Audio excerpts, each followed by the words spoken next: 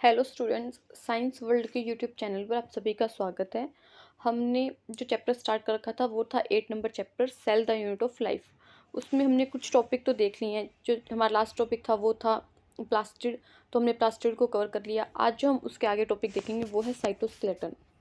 तो आज का जो हमारा टॉपिक रहेगा वो होगा साइटोस्केलेटन। आज हम इसको पढ़ने वाले हैं साइटोस्केलेटन को। तो क्या होता है साइटोस्केलेटन? सबसे पहले एक वर्ड समझो, मतलब दो वर्ड आ रहे हैं इसमें, एक तो आ रहा है साइटो और एक आ रहा है स्केलेटन। साइटो का मतलब होता है सेल। जहाँ पे भी आपको कहीं पे भी बायो में साइटो वर्ड दिखे तो वो कहीं ना कहीं रिलेट करेगा सेल से। और स्केलेटन हम बोल सकते हैं कि स्केलेटन हम बोल सकते हैं कि हमारी बॉडी का एक जो पोस्चर डिसाइड करता है या फिर जो हमारी बॉडी को मेंटेन करता है। जैसे हम बोलते हैं कि हमारा स्केलेटन सिस्टम जो किससे मिलकर बना हुआ है, बोन से, तो वो हमारी बॉडी का हम बोल सकते हैं स्केलेटन सिस्टम है जो बोन से मिलकर बना हुआ है। ऐसे ही क्या होगी, एक सेल होगी ना, तो उसमें भी हमें कुछ स्केलेटन देखने को मिलेगा जो इस बॉडी मतलब जो इस सेल को क्या देगा, एक शेप देगा। जैसे हमारी बॉडी है तो ये एक जैसे ह्यूमन की बॉडी में बनाऊँ तो एक बॉडी है तो इसमें बहुत सारे बोन है, जिसकी वजह से क्या है कि हमारा एक प्रॉपर शेप आ रहा है बॉडी का, जो जिसे हम बोलेंगे स्केलेटन सिस्टम। जो हम पढ़ेंगे आगे, जो एनिमल फिजियोलॉजी पढ़ेंगे तो उसमें, तो वैसे एक सेल का भी स्केलेटन होगा जो उसे एक प्रॉपर शेप प्रोवाइड करेगा, उसके शेप को मेंटेन रखेगा। तो वो आज हम स्टडी करेंगे साइटोस्केलेटन को, ये क्या होता है। तो अब हम देखते हैं साइटोस्केलेटन। कोई भी जो मतलब जो साइटोस्केलेटन होता है ना, वो क्या होता है, एक filaments. Cytoskeleton is a network of filaments proteinaceous structures. क्या आ जाएगा, प्रोटीनिशियस स्ट्रक्चर्स। मतलब फिलामेंट से मिलकर बना होगा और प्रोटीनिशियस होगा, यानी प्रोटीन से मिलकर बना होगा। इस स्ट्रक्चर को हम क्या बोलेंगे, साइटोस्केलेटन। जैसे नॉर्मली अगर मैं किसी डायग्राम से थ्रू दिखाना चाहूँ तो मान लो एक सेल है। सेल में क्या होगा, कुछ इस टाइप के हमें फिलामेंट्स देखने को मिलेंगे। और ये फिलामेंट मिलकर किससे बने होंगे, प्रोटीन से। ये प्रोटीन के बने हुए फिलामेंट होंगे जो क्या मिलकर बनाएंगे, एक सेल के स्केलेटन को बनाएंगे, जिसे हम बोल देंगे साइटोस्केलेटन। जो साइटोस्केलेटन होता है वो 3 चीज़ों से मिलकर बना होता है, मतलब उसमें 3 टाइप के हम बोल सकते हैं कि फिलामेंट को हम इंक्लूड करते हैं। तो अगर साइटोस्केलेटन है, साइटोस्केलेटन को मैं बोल सकती हूँ कि ये 3 चीज़ों से, ये मतलब 3 टाइप के फाइबर्स या फिलामेंट से मिलकर बना हुआ है। वो कौन कौन से दिखते हैं? सबसे पहले तो आ जाएगा microtubules. First is microtubules and second is microfilaments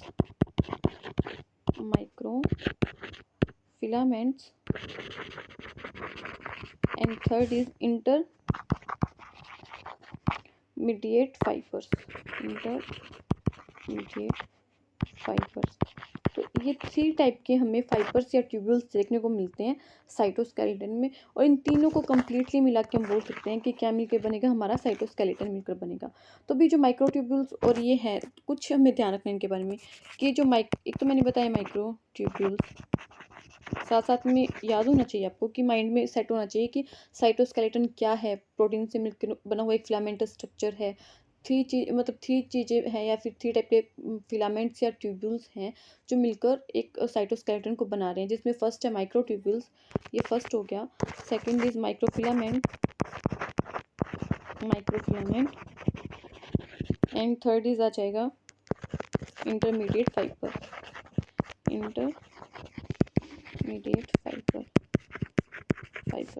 तो जो माइक्रोट्यूब्यूल्स है ना, वो तो मिलकर बना होगा ट्यूब्यूलिन प्रोटीन से, क्योंकि मैंने बताया कि प्रोटीनिशियस स्ट्रक्चर है तो कुछ प्रोटीन मिलेगी, तो वो डिफरेंट टाइप की प्रोटीन देखने को मिलती है।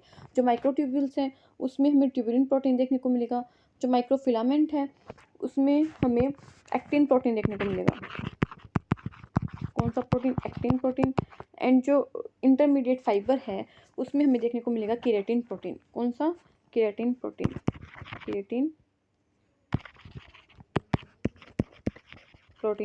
तो ये 3 टाइप के हमने ट्यूब्यूल्स ऑफ फिलामेंट को देखा, microtubules, microfilament and intermediate fibres. Then फिर हमने उसके बाद में देखा कि ये डिफरेंट टाइप के जो फाइबर्स एंड ट्यूब्यूल्स हैं वो डिफरेंट टाइप के प्रोटीन से मिलकर बने हुए हैं। जो माइक्रोट्यूब्यूल से वो ट्यूबुलिन प्रोटीन से मिलकर बना हुआ है, जो माइक्रोफिलामेंट है वो एक्टिन प्रोटीन से मिलकर बना हुआ है, एंड देन इंटरमीडिएट जो फाइबर हैं वो केराटिन प्रोटीन से मिलकर बने हुए हैं। तो ये हो गया कि हम बोल सकते हैं कि साइटोस्केलेटन मतलब किससे मिलकर बना हुआ, उसकी स्ट्रक्चर क्या है वो हमने देख ली। अब हम देखते हैं ये फंक्शन क्या परफॉर्म करते हैं, फंक्शंस। अब सेल में अगर साइटोस्केलेटन है तो उसका कोई फंक्शन होगा ना। मैंने जैसे आपको बताया कि स्केलेटन जो होता है वो हम बोल सकते हैं कि हड्डियों का ढांचा होता है, एक ऐसा फ्रेम होता है जो हमारी बॉडी को मेंटेन करके रखता है, उसके शेप को मेंटेन करता है, उसके बैलेंस को, उसके पोस्चर को। तो वो स्केलेटन सिस्टम होता है, वो बोन से मिलकर बना होता है हमारी बॉडी का। बट जब हम सेल की बात करें तो वो कुछ फिलामेंट हो गए, फाइबर्स हो गए, तो ये भी क्या करेंगे, मेंटेन करके रखेंगे सेल शेप को। तो फर्स्ट फंक्शन आप ये रख सकते हो, मेंटेन द सेल शेप, क्योंकि जो सेल की एक शेप है उसको प्रॉपर मेंटेन करके रखेंगे। सेकंड आप बोल सकते हो ये मोटिलिटी प्रोवाइड कराएंगे, मोटिलिटी यानी मूवमेंट में हेल्प करेंगे। एंड थर्ड आ जाएगा मैकेनिकल सपोर्ट, और ये क्या प्रोवाइड कराएंगे, सेल को एक मैकेनिकल सपोर्ट भी प्रोवाइड करवाएंगे। तो ये 3 फंक्शन है जो आपके एनसीईआरटी में दिए हुए हैं, हमें ये ध्यान रखनी है कि साइटोस्केलेटन क्या फंक्शन परफॉर्म करता है। सेल शेप को मेंटेन करेगा, मोटिलिटी प्रोवाइड कराएगा यानी मूवमेंट में भी हेल्प करेगा, एंड देन लास्ट आ जाएगा मैकेनिकल सपोर्ट यानी सपोर्ट भी प्रोवाइड करवाएगा। बस ये छोटा सा ही टॉपिक है साइटोस्केलेटन, इसमें इतना ज़्यादा कुछ है नहीं। हमने अब जो समझा ना उसे हम रीड करके देख लेते हैं कि एनसीईआरटी में क्या लिखा हुआ है इससे रिलेटेड। देखो इतना सा ही पैराग्राफ दिया हुआ है एनसीईआरटी में, ज़्यादा इसको डीप नहीं दिया हुआ है, तो इसको रीड कर लेते हैं। और हेडिंग है हमारी साइटोस्केलेटन, ठीक है। अब देखते हैं इसमें क्या लिखा हुआ है। इसमें साइटोस्केलेटन में लिखा हुआ है कि an elaborate network of filamentous proteinaceous structures consisting of microtubules, microfilaments, and intermediate filaments present in the cytoplasm is collectively referred to as the cytoskeleton। मतलब an elaborate network एक नेटवर्क है किसका, फिलामेंटस प्रोटीनेशियस स्ट्रक्चर, मतलब ऐसा कोई मान लो cell है तो उसमें से प्रोटीनेशियस स्ट्रक्चर का फिलामेंट कुछ पड़ा हुआ है, जिसमें क्या कंसिस्ट करेंगे हम, माइक्रोट्यूब्यूल्स को, माइक्रोफिलामेंट्स को, एंड इंटरमीडिएट फिलामेंट्स को। जो तीनों मिलके क्या बनाएंगे, इनको कलेक्टिवली हम क्या बोलेंगे, ये प्रेजेंट का होंगे साइटोप्लाज्म में, और इनको कलेक्टिवली हम क्या बोलेंगे, साइटोस्केलेटन। और ये इसमें ये लिखा नहीं हुआ कि माइक्रोट्यूब्यूल्स में कौन सी प्रोटीन मिलेगी, तो वो आप ऐड कर सकते हो कि माइक्रोट्यूब्यूल्स में ट्यूबुलिन प्रोटीन देखने को मिलेगा, माइक्रोफिलामेंट्स में actin protein, and intermediate filaments में केराटिन प्रोटीन। केराटिन प्रोटीन सुन के कई बच्चों के दिमाग में भी आ होगा कि मैम केराटिन प्रोटीन नाम सुना हुआ है हमने। ये जो केराटिन प्रोटीन है ना हमारे हेयर में एंड हमारे नेल्स में भी मिलते हैं, ठीक है। तो ये भी ध्यान रख सकते हो कि हेयर एंड नेल्स में जो प्रोटीन प्रेजेंट होता है वो केराटिन प्रोटीन ही होता है। आगे देखो, the cytoskeleton in a cell are involve in many functions, बहुत सारे फंक्शंस में इन्वॉल्व है, सच एज कौन कौन से, मैकेनिकल सपोर्ट, सपोर्ट प्रोवाइड करवाना, मोटिलिटी यानी मूवमेंट में हेल्प करना, and maintenance the shape of the cell यानी सेल की शेप को भी मेंटेन करके रखना। तो ये कुछ फंक्शन है जो परफॉर्म करता है कौन, साइटोस्केलेटन। आई होप जो एनसीईआरटी में लिखा हुआ है वो आपको समझ में आया होगा और मैंने समझाने की कोशिश की है। अब इसके आगे हम जो नेक्स्ट टॉपिक देखेंगे वो होगा सेंट्रोसोम और सेंट्रियोल। अब उसको स्टार्ट करते हैं कि हमारा नेक्स्ट टॉपिक क्या होगा। एक मिनट रुको, देखो अब हम नेक्स्ट टॉपिक स्टार्ट करते हैं। एक टॉपिक हमने एनसीईआरटी से आज देख लिया, ज़्यादा बड़ा टॉपिक नहीं था, वो इजी सा टॉपिक है, बस एक बार मतलब बच्चों को ना कन्फ्यूज़न होता है उसमें साइटोस्केलेटन में, अगर एक बार खुद से रीड करोगे और एनसीईआरटी को जो मैंने पढ़ाया तो समझ में आ जाएगा, ऐसा कुछ नहीं है। देन हम जो नेक्स्ट टॉपिक देखेंगे वो होगा सेंट्रोसोम, सेंट्रोसोम एंड सेंट्रियोल। अब ये क्या है, सेंट्रोसोम एंड सेंट्रियोल, ये भी हम बोल सकते हैं कि सेल में मिलने वाला एक सेल ऑर्गेनल है। क्या, सेंट्रोसोम एंड सेंट्रियोल। अब इसका क्या फंक्शन है, क्या स्ट्रक्चर है, अब हम वो देखेंगे। सबसे पहले तो हमें पता होना चाहिए कि जो सेंट्रोसोम और सेंट्रियोल है ये मेनली हमें क्या देखने को मिलेगा, एनिमल सेल में देखने को मिलेगा। मैंने बोला था कि जो सेंट्रियोल होता है वो ओनली प्रेजेंट होता है एनिमल सेल में, प्लांट सेल में क्या होता है, ये एब्सेंट होता है। और एक ये भी ध्यान में आना चाहिए आपको कि मैम आपने इसका फंक्शन तो हमें बताया हुआ है कि किस में हेल्प करते हैं, सेल डिवीज़न में हेल्प करते हैं, cell division, help in cell division, help in cell division किस में हेल्प करेगा, सेल डिवीज़न में हेल्प करेगा कौन, सेंट्रियोल। आज हम इसके स्ट्रक्चर को देखेंगे और कुछ और भी फंक्शन है क्या इसके वो भी देखेंगे। तो सबसे पहले देखो सेंट्रियोल और सेंट्रोसोम होता कैसे है। अब हेडिंग डालते हैं अपने सेंट्रोसोम, सेंट्रोसोम। सेंट्रोसोम में क्या होगा कि दो सिलेंड्रिकल हम बोल सकते हैं स्ट्रक्चर प्रेजेंट होंगे। कैसे, सिलेंड्रिकल स्ट्रक्चर, सिलेंडर कुछ इस टाइप का होता है ना, हम जब मैथ में पढ़ते थे तो बनाते थे इस टाइप का। मान लो ये सिलेंड्रिकल स्ट्रक्चर है एक, ये कितनी होंगी, 2 होंगी। और इन ये प्रेजेंट भी कैसे होंगी, एक ओरिएंटेशन होगा इनका प्रेजेंट होने का, ऐसे नहीं कि कहीं पे भी पड़ी हुई है, एक ओरिएंटेशन भी प्रेजेंट होगी, वो होगा परपेंडिकुलर। सिलेंड्रिकल स्ट्रक्चर कैसे प्रेजेंट होंगी, परपेंडिकुलर। तो एक तो बना लिया, दूसरा और बना दें, और वो भी कैसे बने, परपेंडिकुलर। तो इसके परपेंडिकुलर मैंने एक और सेंट्रियोल बना दिया। तो ये तो पूरा क्या बन गया, ये 2 सेंट्रियोल बन गए। मैंने हेडिंग डाला था ना सेंट्रोसोम एंड सेंट्रियोल, तो उसमें ये 2 तो सेंट्रियोल हो गए। उनके बाहर यहाँ पे कुछ फ्लूइड सा हमें बोल सकते हैं, हमें एक सब्सटेंस दिखेगा, फ्लूइड भी नहीं होगा, एक एमोर्फस सा सब्सटेंस होगा, जिसे हम बोलेंगे पेरीसेंट्रियोलर, पेरीसेंट्रियोलर सब्सटेंस। तो ये जो पेरीसेंट्रियल सब्सटेंस है, ये कहाँ मिलेगा हमें, सेंट्रियोल के अराउंड मिलेगा, इसके सराउंड मिलेगा। इसको मिला के हम क्या बोलेंगे, सेंट्रोसोम। अब देखो सेंट्रोसोम में क्या है, जो सेंट्रोसोम है वो 2 चीज़ें कंसिस्ट कर रहे हैं। First is centriole and second is pericentriolar substance. इसको मिला के इन दोनों को कंसिस्ट करके हम क्या बोल रहे हैं, सेंट्रोसोम बोलते हैं। तो अगर मैं एक डायग्राम से समझाना चाहूँ तो 2 तो उनके नंबर कितने होंगे, 2 होंगे। तो ये 2 तो सिलेंड्रिकल क्या हो गए, सेंट्रियोल हो गए। ये 2 तो सिलेंड्रिकल मैंने क्या बनाए, सेंट्रियोल बनाई है। एंड इनके साइड में क्या होगा, कुछ एमोर्फस सा सब्सटेंस भी होगा, कुछ मटेरियल प्रेजेंट होगा एमोर्फस सा, जिसे हम, ये तो क्या हो गया, सेंट्रियोल हो गए दोनों, और ये क्या हो गया, पेरीसेंट्रियोलर सब्सटेंस हो गया। और इस कंप्लीट स्ट्रक्चर को क्या बोलेंगे, हम सेंट्रोसोम बोलेंगे। ये जो कंप्लीट स्ट्रक्चर मैंने बनाई है, जो मैंने बॉक्स में बंद किया, इस पूरी स्ट्रक्चर को हम बोलेंगे सेंट्रोसोम। ठीक है, पर है ना, ये मेम्ब्रेन बाउंड नहीं होता। Centrosome is not membrane bound cell organelle. Centrosome में कोई भी सेल मेम्ब्रेन प्रेजेंट नहीं होती, ये बिना सेल मेम्ब्रेन के होते हैं। ठीक है, तो ये बात भी ध्यान रखना है कि सेंट्रोसोम, ये क्वेश्चन पूछा जाता है बहुत बार कि सेंट्रोसोम में सेल मेम्ब्रेन प्रेजेंट है या नहीं है। तो ये ध्यान रखना कि centrosome is a non membrane bound cell organelle है, मतलब सेल मेम्ब्रेन इज एब्सेंट। ठीक है, मेम्ब्रेन लिख सकते हैं हम, मेम्ब्रेन इज एब्सेंट, कि मेम्ब्रेन यहाँ पे प्रेजेंट नहीं है, ये not membrane bound cell organelle है। फिर उसके बाद में देखो, ये जो मैंने स्ट्रक्चर बनाई है ना सेंट्रियोल की, 2 परपेंडिकुलर सेंट्रियोल है, इसको मैंने यहाँ से ऐसे कट कर दिया। इसका फिर मैं क्या देख रही हूँ, क्रॉस सेक्शन देख रही हूँ कि जो मैंने इसको कट किया है तो मुझे कट करने के बाद में कैसा दिखेगा। तो इसकी स्ट्रक्चर कुछ इस टाइप की होती है कि 9 पेरिफेरल ट्रिपलेट ट्यूब्यूल्स। स्ट्रक्चर से भी समझेंगे, पहले एक बार देख लो मैं क्या लिख रही हूँ। 9 peripheral triplet tubules are present.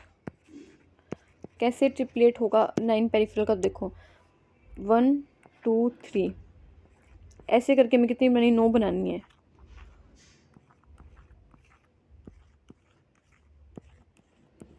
कितनी, 1 2 3 4 5, कितनी होगी, 5 होगी क्या, 6, एक दूसरे से अटैच होगी ऐसे, 6 7 8 एंड 9 यहाँ पे बना देते हैं, ये लो 9। तो 1 2 3 4 5 6 7 8 9 10, एक एक्स्ट्रा हो गया, रिमूव करो तो एक्स्ट्रा हो गया।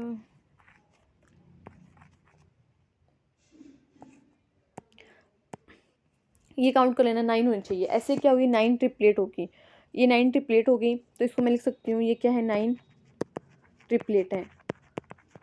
और ये मिलकर किससे बनी होंगी, ट्यूबुलिन प्रोटीन से। ट्यूबुलिन प्रोटीन जो हमने देखी थी ना पहले, जो माइक्रोट्यूब्यूल्स में प्रेजेंट थी, तो माइक्रोट्यूब्यूल से मिलकर ये बनी हुई है। तो माइक्रोट्यूब्यूल में कौन सी प्रोटीन थी, ट्यूबुलिन प्रोटीन। तो इनमें भी कौन सी प्रोटीन होगी, ट्यूबुलिन प्रोटीन होगी, और ट्रिपलेट में होगी। और ये बीच में क्या होगा, यहाँ पे प्रोटीन होगा, बीच में प्रोटीन का हब होगा, प्रोटीनेशियस हब, प्रोटीनेशियस हब। बीच में कोई भी हम बोल सकते हैं ट्यूब्यूल प्रेजेंट नहीं है, एक प्रोटीनेशियस हब प्रेजेंट है। और जिससे क्या होगा, ये जो 9 ट्रिपलेट है ना, ये जो 9 ट्रिपलेट ये कनेक्ट होगी ऐसे आपस में। इस प्रोटीन हब से क्या होगी, 9 ट्रिपलेट कनेक्ट होगी। इन्हें हम बोलेंगे रेडियल स्पोक,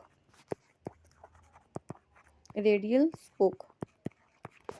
और ये जो 9 ट्रिपलेट है ये आपस में भी कनेक्ट होंगे ऐसे कुछ, ये आपस में भी कनेक्ट होंगे एक दूसरे से। 9 ट्रिपलेट।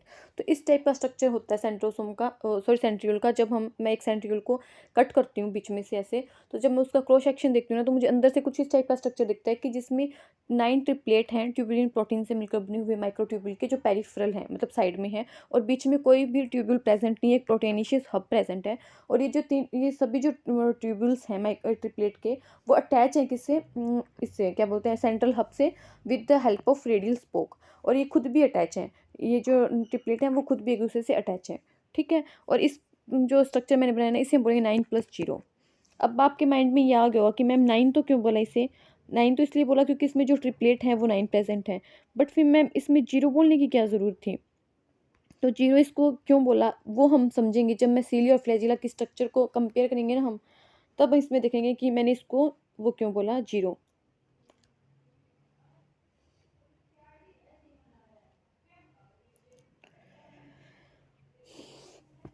तो ये स्ट्रक्चर होगी। अब खुद से बना के ट्राई करना एक बार कैसे बनानी है, पर ईजी सी है कि 9 तो पहले ऐसे बनाने हैं, ट्रिपलेट बनाने हैं 9 पेरिफेरल। काउंट करना साथ में कितने हो रहे हैं, 1 2 3 4 5 6 7 8 एंड 9। ये 9 ट्रिपलेट हो गए। बीच में सेंट्रल हब है, जिससे ये जो ट्रिपलेट है वो कनेक्ट है रेडियल स्पोक की हेल्प से।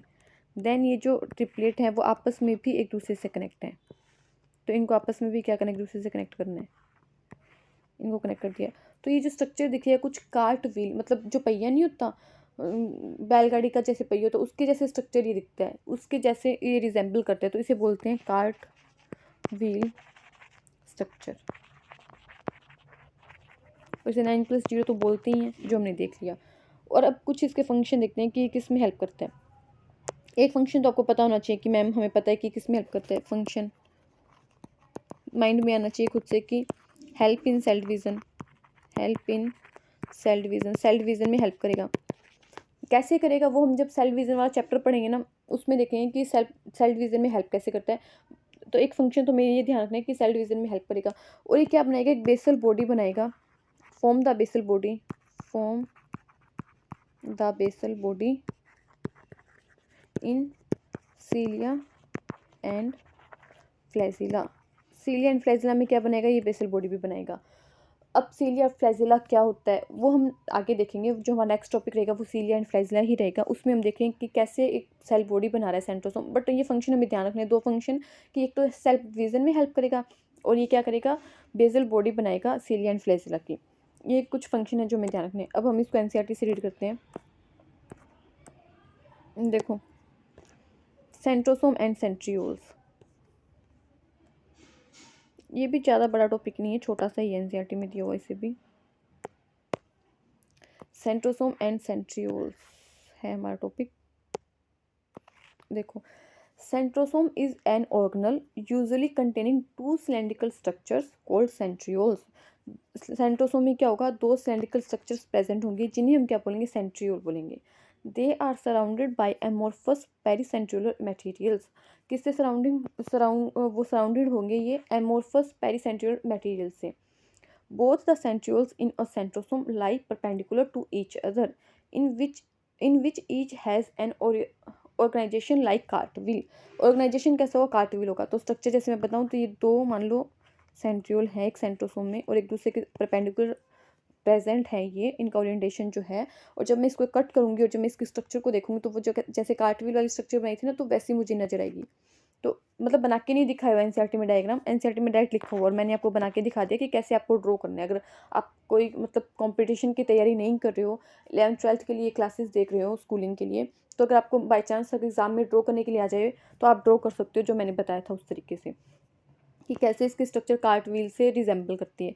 दे आर, नेक्स्ट देखो,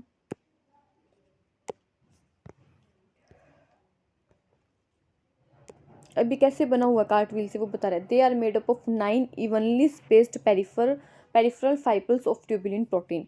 किससे मिलकर बने होंगे, जो पेरिफेरल फाइबर्स होंगे ट्यूबुलिन प्रोटीन से मिलकर बने होंगे, और कितने होंगे, 9 होंगे, ठीक है।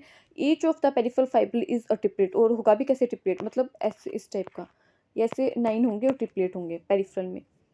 The adjacent triplets are also linked, the central part of proximal region of the centriole is also proteinaceous are called hub. मतलब जो स्ट्रक्चर में है उसके बीच में जो प्रेजेंट होगा ना, उससे हम क्या बोलेंगे, प्रोटेनिशियस हब प्रेजेंट होगा, मतलब प्रोटेनिशियस होगा वो नेचर में, उसे हम बोल देंगे हब है वो एक टाइप का। और ये क्या होगा, आपस में कनेक्टेड भी होंगे।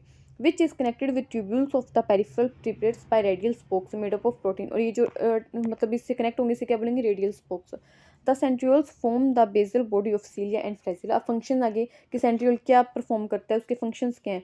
तो एक तो वो बेसल बॉडी बनाएगा किसकी, सीलिया एंड फ्लैजिला की, and spindle fibres that give rise to spindle apparatus during cell division in animal cells. मतलब मतलब क्या बोल रहा है कि इनडायरेक्टली हेल्प कर रहा है किसमें, सेल डिवीजन में। बट वो हेल्प कैसे करे, स्पिंडल फाइबर्स बना के और स्पिंडल एपरेटस बना के, जो हमें सेल डिवीजन में दिखेगा। अब क्या होता है स्पिंडल फाइबर, कैसे बनता है स्पिंडल एपरेटस, वो तो हम जब सेल डिवीजन पढ़ेंगे ना उसमें डिटेल में देखेंगे, क्योंकि अगर मैं वो यहाँ पे समझाने लगी तो वो पूरा चैप्टर यहाँ पे आ जाएगा।